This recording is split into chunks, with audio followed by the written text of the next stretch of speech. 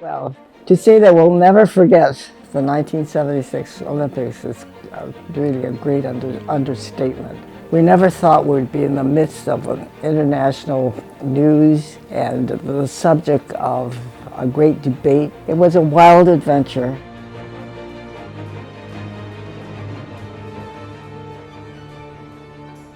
Okay, so we started sailing because my dad always wanted to learn how to sail. So one day out of the blue, he just bought a boat, and it would happen to be the fastest boat in upstate New York. And we didn't know how to sail at all, but we joined a club in Rochester that had 46 of these boats to race against. We didn't know the first thing about sailing. We read a lot of books. We went out and practiced, and we learned from the more experienced sailors, and we were at the back of the fleet. We were even beyond the back of the fleet at the beginning. We were just way behind. And every week we'd just come out and try to do better than we did the week before. One day we saw a letter on the yacht club bulletin board from a gentleman in Taiwan who was looking to form a sailing team to compete in the Olympics. And the team captain, or the fellow who was in charge of this, Tom Shea, came over and interviewed us and decided that we would go to the Olympics. The Republic of China was nationalist Chinese, and that was under Chiang Kai-shek, who was overrun and set up the nationalist regime in Taiwan. We really were not sailing for Taiwan, we were for the Republic of China, and not the People's Republic, which is mainland China. We set up a training schedule with our sailmaker in Long Beach, California. And he was training off of Alamitos Bay with, he would have teams from other countries come in training with him. And we would just stay there. And the boats from other countries would come and we practice. So we're training with these upper echelon guys, and it was very much like when we first learned to sail in Rochester, where we were in the back of the pack. With this group of really good sailors, we were in the back of the pack too. And they would just be like motoring away from us. The New Zealanders was one team that we actually spent a lot of time tuning with. And they were actually qualified for the Olympics. We trained with them every day. And we were just, while we were there in the conditions on the race course, we were just a little bit quicker, finally. So we had the boat going pretty fast at the end. And the New Zealanders, going into the last race, they were leading. Then they capsized.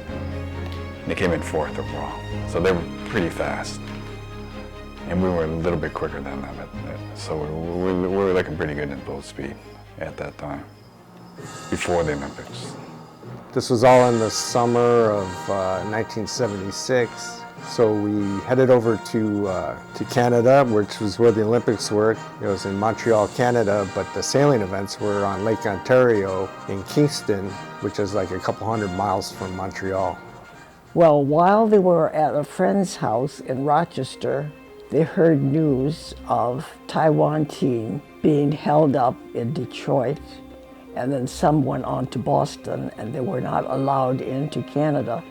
Meanwhile, I heard it on CBS News, and it was Walter Cronkite who broke the news that something was going on, although we had heard from our team captain that there may be problems. So it was quite a stressful time. We were detained by the customs guys in Canada because we told them that we were sailing in the Olympics for the Republic of China.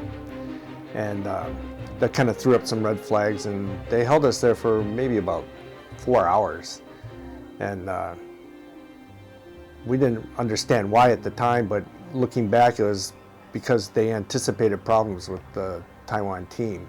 They didn't really know what to do with us, I think. So finally they decided to escort us to the Olympic site, and they escorted us in, and we finally got into the site. They got our papers straightened away. The rest of the Chinese team was barred from getting into Canada. They were stopped in Detroit. But the sailing team, the yachting team, was already in Kingston. So that was quite a dilemma for the whole situation. The Montreal Olympics begin tomorrow, but spectators have already witnessed the most exciting event, the diplomatic marathon hop, skip, and jump. Yesterday, Prime Minister Trudeau confounded everyone by saying the Taiwanese could toot whatever tune they liked so long as they didn't call themselves Chinese out loud. Canada won't allow the rest of the Republic of China's team into their country because they had some wheat deal with Communist China. And Communist China was not part of the Olympics at that time. They were not a member of the Olympic movement. Only Republic of China was, which we were representing. And so they put the pressure on Pierre Trudeau, the Prime Minister of Canada, to not allow the Republic of China across their borders. And they didn't realize that we had already crossed the borders because we were American citizens, that we didn't need a passport to cross the border. When we were in Kingston then, we had a Secret Service guy following us wherever we went, thinking, I don't know whether they were afraid that we would be a terrorist there or not. As it got to within a few days before the start of the Olympics, the Prime Minister said, well, I'll let the Taiwanese compete, but they won't be allowed to use their own flag, they won't be allowed to use the name of their country, and they won't be allowed to use their national anthem. Well, that didn't sit well with the Taiwanese officials, and I don't think any country, any athlete would cave into those demands, because you're there representing your country, and if you have to disguise your country under a different name, different flag, then it's meaningless for you. You're there to represent your country, and you're there to be a sportsman with people from other countries who are proud to be representatives of their countries. So that wasn't too, the Taiwanese did not even consider that as an option. And finally, the American contingent decided to get in on the act and say, well, if you don't let them compete, we're going to boycott. And that put some pressure on the Canadian government, but they still wouldn't budge. Then they hatched a plan for us to participate in the opening ceremonies in Montreal and enter the stadium with the American team. And once we were in the stadium, drop back out of formation, unfurl the Republic of China flag, and actually force the Canadians to physically remove us. When I heard about that plan, I thought, oh my gosh, you know, that's my family. Were they going to send the Canadian Mounties and whisk us away? The 4 years before that, in Germany, several Israeli athletes were held hostage, and some of them, I believe, were killed by Arab terrorists. The Olympics went on, but it was a travesty for the sport and for the Olympic movement to have that happen. And so 4 years later, in Canada, security was really intense. At the sailing center, they had frogmen in the water in the harbor. We couldn't see them, but we knew they were there. We saw them on their way out. There was a destroyer in the middle of the race course. There were snipers on top of the building. There was like armed guards all over the place. You couldn't go anywhere without seeing guards. It's sad that that's what the Olympics had become. It wasn't just about the sport anymore. It was more about the politics and the high security and the fear of another tragedy that happened in Germany happening again. So the night before opening ceremonies, we drove the 200 miles up to Montreal. We stayed in a motel with an armed guard. And that morning we were getting ready to go to the opening ceremony.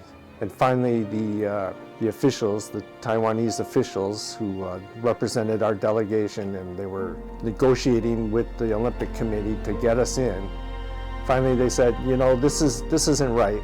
We shouldn't have to resort to this kind of trickery. And we have our dignity, and we're just going to leave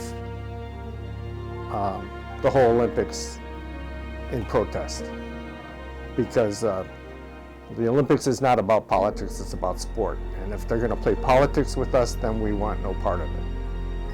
We were practicing right up to the day we left, and there was, that's what they wanted, and I mean, we're representing them, so that's what they wanted. So we hopped in our van, we drove back to the sailing center that day, and it just so happens we packed up our boat and we carried our boat on top of our van. And it just so happens that at the sailing center they were practicing for the sailing center opening ceremonies, which was going to happen the next day. And they had the parade without the athletes, of course, but they had girls holding placards for each country walking in. They had the music playing, and so we packed up our boat and we drove out in the opposite direction of the procession.